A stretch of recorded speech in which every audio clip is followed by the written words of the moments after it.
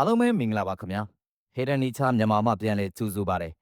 ကျွန်တော်တို့မြန်မာနိုင်ငံရဲ့ရွာလမ်းဘေးတွေအိမ်ချမ်းဝင်းထဲမှာဒေါ်ရန်တွေနားမှာအလွယ်တကူမြင်မှုကြတဲ့အပင်လေးတစ်ပင်ရှိပါတယ်အရွက်ကခက်ဆူးဆူးအမွှေးပါးပါးလေးတွေပါတတ်ပြီးပန်းကအဖြူရောင်သေးသေးလေးအသီးကသီးစာမှာအစိမ်းရောင်မှဲ့လိုက်ရင်တော့အနီရောင်ရဲရဲလေးပြောင်းသွားပြီးတလုံးလုံးကိုစားလို့ရတဲ့ချိုချိုလေးနဲ့အရသာရှိတဲ့အသီးလေးအဲ့ဒီအသီးကိုမြန်မာတွေကတော့တကြားသီးလို့ခေါ်ကြပါတယ်လူများစုကတော့ဒီအသီးလေးကိုကလေးဘဝတုန်းကခူးစားမှုတဲ့အမှတ်တရအသီးလေးတစ်မျိုးလိုပဲသိကြပါတယ်။ဒါပေမဲ့ဒီအသီးလေးဟာအရသာချိုတာတစ်ခုတည်းကြောင့်နာမည်ကြီးတာမဟုတ်ပါဘူး။တချို့ရိုးရာအသုံးပြုမှုတွေအရတချို့သူတေသနာအချက်အလက်တွေအရဒီတကြားသီးပင်မှာဘက်တီးရီးယားတားဆီးနိုင်တဲ့အာနိသင်ရောင်ရဲမှုတက်တာစေတဲ့အာနိသင်အစာရင်အစစ်ကိုခံအားနဲ့တခြားကျန်းမာရေးအတွက်အထောက်အကူဖြစ်နိုင်တဲ့အချက်အလက်တွေအများကြီးရှိနေတာပါ။ဒီနေ့ဗီဒီယိုမှာတော့ဒီတကြားသီးပင်ရဲ့မျိုးရင်းပေါရောက်ရာနေရာပါဝင်နိုင်တဲ့အာဟာရဓာတ်များကျန်းမာရေးအကျိုးကျေးဇူးများစားသုံးပုံမစားသင့်တဲ့အချက်များမြန်မာနိုင်ငံမှာရှိတဲ့အယူအဆတွေအထိတစ်ခုပြီးတစ်ခုအသေးစိတ်ပြောပြပေးသွားမှာဖြစ်ပါတယ်ခင်ဗျာဒါကြောင့်ဗီဒီယိုလေးကိုအဆုံးထိလိုက်ပါကြည့်ရှုပေးကြပါအောင်ခင်ဗျာတကြားသီးဆိုတာ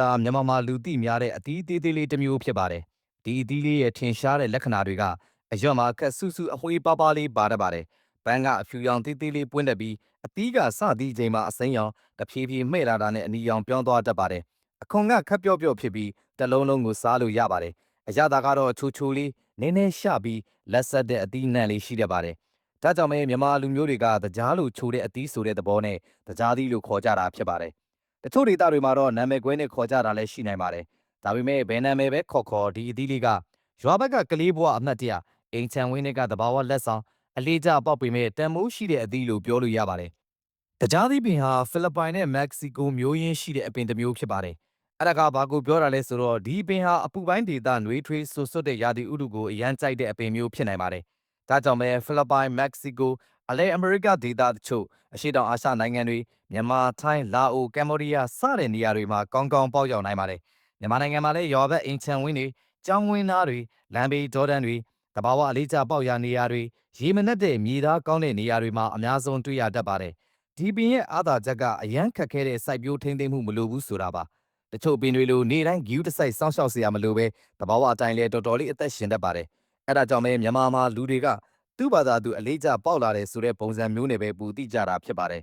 တကြားသီးကအသီးသေးသေးလေးဆိုပေမဲ့အာဟာရပိုင်းမှာတော့လိလျူမရှုသင့်တဲ့အသီးတစ်မျိုးပါတဘာဝအသီးအနေနဲ့ဒီလိုအသီးမျိုးတွေမှာပုံမှန်အားဖြင့်ပါဝင်နိုင်တဲ့အာဟာရဓာတ်တွေကဗီတာမင် C, flavonoids, anthocyanin, antioxidant, dietary fiber, တဘာဝတကြားဓာတ် potassium, calcium အနည်းငယ်နဲ့ iron အနည်းငယ်တို့ဖြစ်ပါတယ်။အထူးသဖြင့်အသီးမှဲ့လာတဲ့အခါအနီရောင်ဖြစ်သွားတာကြောင့် anthocyanin လိုမျိုးဓာတ်တိုးဆန့်ကျင်ပစ္စည်းတွေပါဝင်နိုင်တယ်လို့ယူဆနိုင်ပါတယ်။ဒီလိုဓာတ်တွေကဆဲတွေကိုထိခိုက်စေတဲ့ free radical တွေကိုရှော့ချရမှာအထောက်အကူပြုနိုင်ပါတယ်။ရောင်ရမ်းမှုကိုရှော့ချရမှာအထောက်အကူဖြစ်နိုင်တဲ့ကိုယ်ခံစွမ်းအားစနစ်ကိုအားပေးနိုင်ပါတယ်။ဒါ့အပြင်ဗီတာမင် C ပါဝင်မှုကြောင့်အေးမိချောင်းဆိုးလွယ်သူတွေကိုယ်ခံအားနည်းသူတွေအတွက်တဘာဝအသီးအနေနဲ့အထောက်အကူဖြစ်နိုင်ပါတယ်။တခါတလေလူတွေကအရွယ်သေးတဲ့အသီးဆိုအကျိုးမရှိဘူးလို့ထင်တတ်ကြပေမဲ့တကယ်တော့တဘာဝအသီးသေးသေးလေးတွေထဲမှာပဲအဖိုးတန်တဲ့ phytonutrients တွေပိုစုနေတတ်တာမျိုးရှိတတ်ပါတယ်။အခုတော့လူအများစိတ်ဝင်စားဆုံးဖြစ်တဲ့တကြားသီးရဲ့ကျန်းမာရေးအကျိုးကျေးဇူးများကိုတစ်ခုချင်းကျွန်တော်တို့ပြောကြည့်ရအောင်ပါ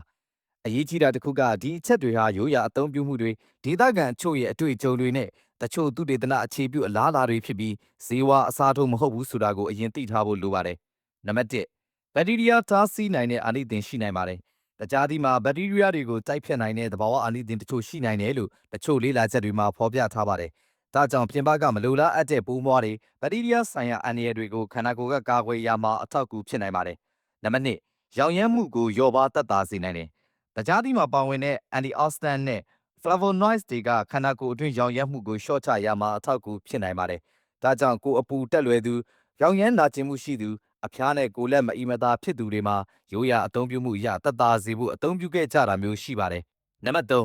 ကောင်းယောဂါနဲ့ uric acid အတွက်အထောက်အကူဖြစ်နိုင်တယ်။လူသိများတဲ့အချက်တစ်ခုကတော့တကြားသီးမှာ uric acid လျှော့ချရမှာအထောက်အကူဖြစ်နိုင်တယ်ဆိုတာပါ။တကြားသီးမှာပါဝင်နိုင်တဲ့ anthocyanin နဲ့ antioxidant ဓာတ်တွေကခန္ဓာကိုယ်ထဲက uric acid များလွန်းတာကိုတစ်စိတ်တစ်ပိုင်းလျော့ပါစေနိုင်တယ်လို့ရိုးရာအယူနဲ့သုတေသနတချို့ကပြောပါတယ်။ဒါကြောင့်ကောက်ယောဂါရှိသူတွေကတချို့နေရာတွေမှာတစ်နေ့6လုံးကနေ12လုံးလောက်အနည်းငယ်စားပေးတာမျိုးရှိကြပါတယ်။ဒါပေမဲ့ကောက်ဆေးတောင်းနေသူတွေကဆရာဝန်ညွှန်ကြားချက်မရှိဘဲအသီးပေါ်ပဲအားမထားသင့်ပါဘူး။နံပါတ်4အုံနောက်လှုပ်ဆောင်မှုကိုအားပေးနိုင်တယ်။ flavonoids ကျွေးဝါတဲ့အသီးအစားအစာတွေဟာ အုံနောက်ဆဲတွေရဲ့လှုပ်ဆောင်မှုကိုအထောက်အကူဖြစ်စေနိုင်တယ်လို့လေ့လာချက်တချို့ကဖော်ပြပါတယ်။တကြားသီးမှာလည်းဒီလို flavonoids ပါဝင်နိုင်တာကြောင့်မှတ်ဉာဏ်အာရုံစူးစိုက်မှုသိမြင်စွမ်းရည်တို့အတွက်အထောက်အကူဖြစ်နိုင်ပါတယ်။အထူးသဖြင့်အသက်ကြီးလာတဲ့အခါမေ့လျော့လွယ်တဲ့အခြေအနေတွေကိုတစ်စိတ်တစ်ပိုင်းကာကွယ်ရမှာအကူအညီဖြစ်နိုင်ပါတယ်။နံပါတ်5ကင်ဆာဆဲနဲ့ကင်ဆာချိတ်ဆိုင်ရာအလားအလာတချို့ preliminary study တွေအရတကြားသီးမှာပါတဲ့ flavonoids နဲ့ cytotoxic compound တချို့ဟာ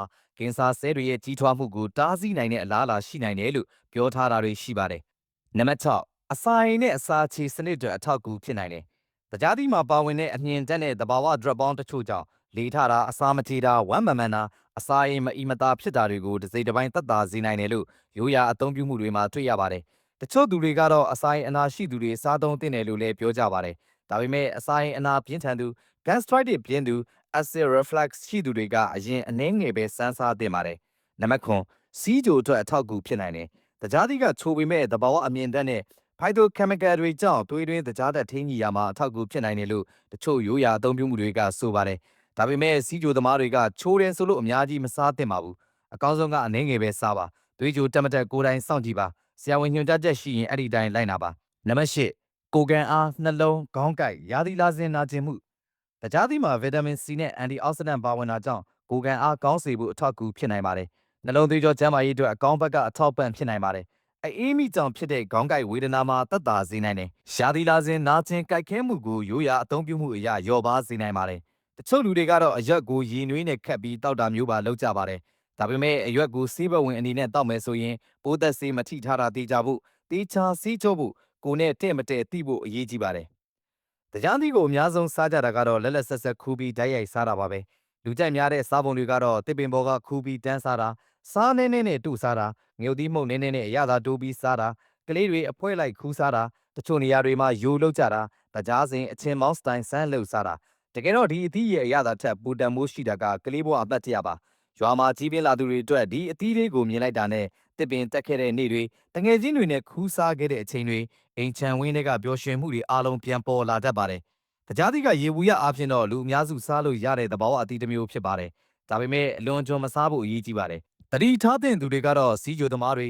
အစာရင် sensitive ဖြစ်သူတွေအသီး allergy ရှိသူတွေကလေးငယ်လေးတွေဆေးဝါးတောက်သုံးနေရသူတွေအရေးကြီးဆုံးအထူးတတိထားတဲ့ပါတယ်။သဘာဝအသီးဆိုတာအကျိုးရှိနိုင်ပေမဲ့ဆေးဝါးအစားမဟုတ်ပါဘူး။မြန်မာနိုင်ငံမှာအပင်တော်တော်များများနဲ့ပတ်သက်ပြီးရှေးလူကြီးတွေရဲ့အယူအဆတွေရှိတတ်ပါတယ်။တကြားသီးပင်ကတော့ငှက်ပြောပင်လိုနမိတ်အယူအဆကြီးကြီးမားမားမရှိနိုင်ပေမဲ့ဒေသအလိုက်ပြောကြတာတွေရှိပါတယ်။ဥပမာအသီးများများသီးတဲ့အပင်ဆိုရင်အိမ်မှာစားဝတ်နေရေးမပြတ်ဘူး။ကလေးတွေကြိုက်တဲ့အသီးပင်ဆိုရင်အိမ်ဝင်းထဲမှာပျော်ရွှင်မှုရှိတယ်။ငှက်တွေလာစားတဲ့အပင်ဆိုရင်တဘာဝစွန့်အင်ကောင်းတယ်။အလေးကျပေါက်လာတဲ့အသီးပင်ဆိုရင်ကံကောင်းခြင်းသဘောဆောင်တယ်လို့တချို့လူကြီးတွေကယုံကြည်တတ်ကြပါတယ်။ဒီအချက်တွေဟာသိပ္ပံနည်းကျမဟုတ်ပေမဲ့မြန်မာလူတွေနဲ့တဘာဝနဲ့နီးစပ်တဲ့နေထိုင်မှုပုံစံကိုပြသနေတဲ့ယဉ်ကျေးမှုအမြင်လို့ပဲပြောလို့ရပါတယ်။အချုပ်အားဖြင့်တော့အလေးကျပေါက်နေတဲ့ဒီတကြားသီးပင်လေးဟာတာမန်အသီးပင်တစ်ပင်မဟုတ်ပါဘူး။သူ့မှာမျိုးရင်းစိတ်ဝင်စားဖို့ကောင်းတယ်။မြန်မာနိုင်ငံမှာပေါက်ရောက်လွယ်တယ်။အာဟာရဓာတ်တွေပါဝင်နိုင်တယ်။ရိုးရာအသုံးပြုမှုရကျန်းမာရေးအတွက်အထောက်အကူဖြစ်နိုင်တယ်။ကလေးဘဝအမှတ်တရတွေပြန်ခေါ်လာပေးတယ်။အိမ်ချမ်းဝင်းနဲ့မြမသဘောသဘာဝကိုတတိယစေတယ်။တခါတလေတန်မိုးအကြီးဆုံးအရာတွေကဈေးကြီးတဲ့အရာတွေမဟုတ်ပါဘူး။အိမ်ဘေးကတစ်ပင်လေးတစ်ပင်ကလေးဘဝတုန်းကခူးစားခဲ့တဲ့အသီးလေးတစ်လုံးအဲ့ဒါတွေကပဲကျွန်တော်တို့ရဲ့အမှတ်တရနဲ့ကျန်းမာရေးဗဟုသုတကိုတခါတည်းတည်ဆောင်ထားတာဖြစ်ပါတယ်။မိတ်ဆွေတို့ရဲ့ဒေတာမှာလည်းဒီအသီးကိုဘာနာမည်နဲ့ခေါ်ကြလဲဆိုတာ comment မှာပြန်လည်မျှဝေပေးသွားကြပါအောင်ခင်ဗျာ။ဒီလိုမြမအပင်အကြောင်းရိုးရာအယူအဆအကြောင်းအသီးနှံတွေရဲ့လျှို့ဝှက်ချက်အကြောင်းတွေကိုဆက်လက်ကြည့်ရှုခြင်းနဲ့ဆိုရင်ကျွန်တော်တို့ရဲ့ Hidden Nature မြန်မာ channel လေးကို like and subscribe လေးလုပ်သွားပေးကြပါအောင်ခင်ဗျာ။ဗီဒီယိုအသစ်တင်တိုင်းသိရှိနိုင်မှုအတွက်ဘေးက notification ခေါင်းလောင်းလေးကိုလည်းနှိပ်သွားပေးဖို့မမေ့ပါနဲ့ခင်ဗျာ။အားလုံးကိုကျေးဇူးအထူးတင်ရှိပါတယ်ခင်ဗျာ။